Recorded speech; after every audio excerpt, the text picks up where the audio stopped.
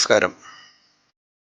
ധനുഷ്കോടി ലക്ഷ്യമാക്കി ഞങ്ങളുടെ വാഹനം കുതിച്ചു പായുകയാണ്.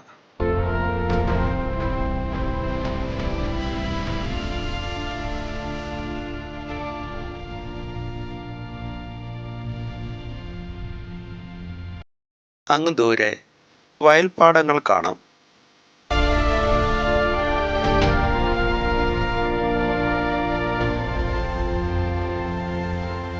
അവസാനം ഞങ്ങൾ പാമ്പൻ പാലത്തിൽ എത്തിച്ചേർന്നു. കപ്പലുകൾക്ക് കടന്നു പോകുവാൻ സൗകര്യമൊരുക്കി പകുത്തു മാറുവാൻ കഴിയുന്ന രീതിയിലാണ് ഇതിൻ്റെ നിർമ്മാണം. പ്രധാന കരയ്ക്കും രാമേശ്വരം ഉൾപ്പെടുന്ന പാമ്പൻ ദ്വീപിനും ഇടയിൽ ഉള്ള കടലിടുക്കിനും കുറുകെയാണ് ഈ പാലം. 2065 മീറ്റർ നീളമുണ്ട്. 1911 ഇതിൻ്റെ നിർമ്മാണം ആരംഭിച്ചു. 1964 ഡിസംബറിൽ ആൻഡമാൻ കടലിൽ ന്യൂനമർദ്ദം രൂപം കൊള്ളുകയും ഡിസംബർ 19 ഉഗ്രപ്രതാപിയായ ചുഴലിക്കൊടുങ്കാറ്റായി മാറുകയും ചെയ്തു.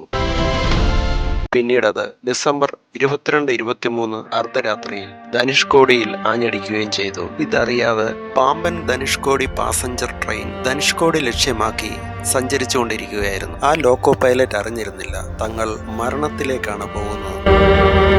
കനത്ത മഴയെ അവഗണിച്ച് ട്രെയിൻ മുൻപോട്ട് ഓടിക്കൊണ്ടേയിരുന്നു.